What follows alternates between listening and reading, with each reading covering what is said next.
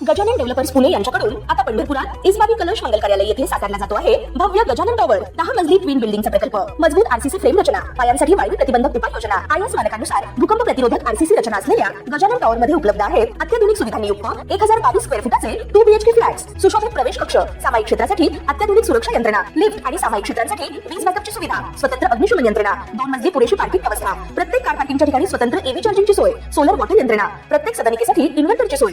इस्बाबी कलश मंगल कार्यालय शेजारी साकारल्या जात असणाऱ्या गजानन टॉवर मध्ये आजच आपल्या हक्काचा आणि आधुनिक सुविधांनी परिपूर्ण अलिशान फ्रीसाठी संपर्क क्रमांक 7676760025।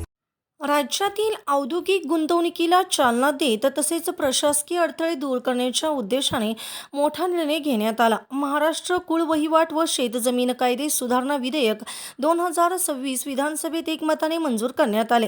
या विधेयकामुळे जमीन व्यवहार आणि औद्योगिक प्रकल्पाशी संबंधित अनेक महत्त्वाच्या अडचणी दूर होणार असल्याचे सांगितले जात आहे।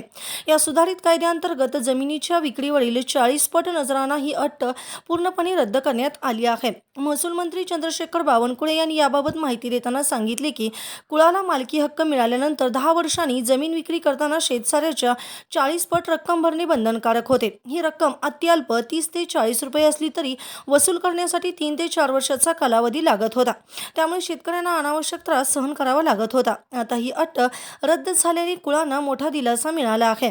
मोठ्या औद्योगिक प्रकल्पासाठी जमीन खरेदी आणि प्रकल्प उभारणीसाठी दीर्घ कालावधी लागतो।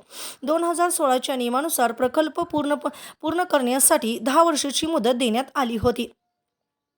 मात्र कोविड-19 सारख्या जागतिक संकटामुळे तसेच राष्ट्रीय कंपनी सुधारणा न्यायाधिकरण किंवा न्यायालयीन वादामुळे अनेक प्रकल्प वेळेत पूर्ण होऊ शकले नाहीत। या पार्श्वभूमीवर आवाक्याबाहेरील परिस्थितीत प्रकल्पधारकांना आता अतिरिक्त 3 वर्षाची मुदतवाढ देण्याचा निर्णय घेण्यात आला आहे।